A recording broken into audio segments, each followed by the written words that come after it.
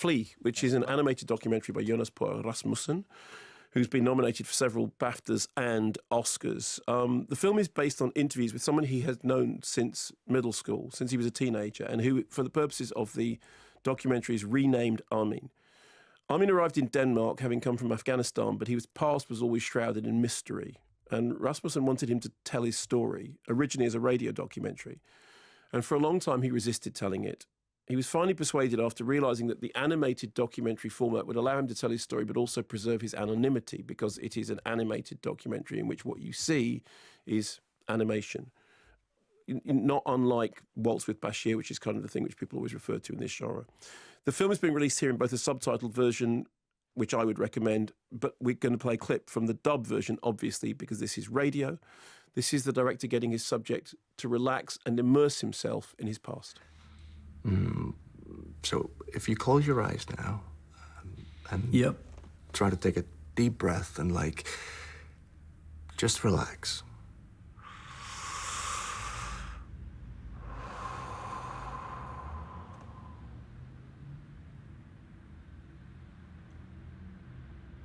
Have you ever told your story before?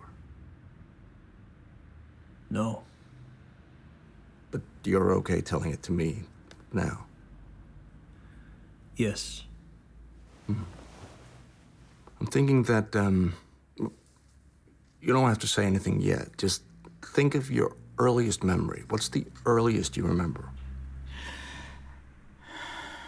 And we go back to a series of memories of being young, of running in the street, listening to headphone music, of flying kites, of listening to Aha, and then of his family and the Mujahideen, and then of having to leave home and travel via Moscow onto other destinations, which are variously reached through a series of increasingly horrifying tales of human trafficking. This is all then intercut with something that's happening in the present, which is that he's facing a wonderful future with his soon-to-be husband. They have a house that they should be settling down in a wonderful rural surrounding. And yet somehow, Amin, as he is called in the film, is unable to embrace his future. And the suggestion of the story is that in order to embrace the possibilities of the future, he has to face up to the past. There's so much to love about this documentary. One of them is that it has beautiful details, like his memories of being young and staring at a poster of Jean-Claude Van Damme and the feelings that that stirred.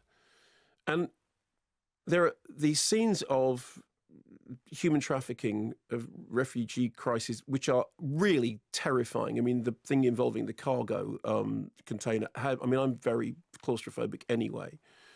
The way in which the animation shifts from being, on the one hand, Hergé-like 2D, very clear, very crisp in well-defined memories, to something altogether more impressionistic and nightmarish as certain memories flood back and are literally like kind of nightmarish visions of drowning, of something ghostly and phantasmagorial. But for all of that, it's never a story about victimhood. It is, I think the best way of describing it, it's a coming-of-age story that seems to last a lifetime.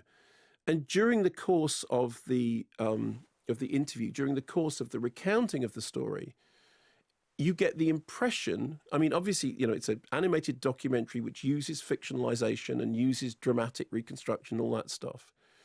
But you get the impression of actually hearing somebody unburden themselves. And as a result of that unburdening, be able to look towards the future in a more positive way. And I think the most important thing to say about it is that, Riz Ahmed was talking about it because he has an executive producer credit. It's one of those films in which the subject matter may be tough, but the film is utterly life-affirming. And it's almost like a therapy session, because it's, the message of it is, there's a whole bunch of stuff about terrible things that are happening in the world, but the message of it is approaching and embracing the future is dependent upon accepting and dealing with the past.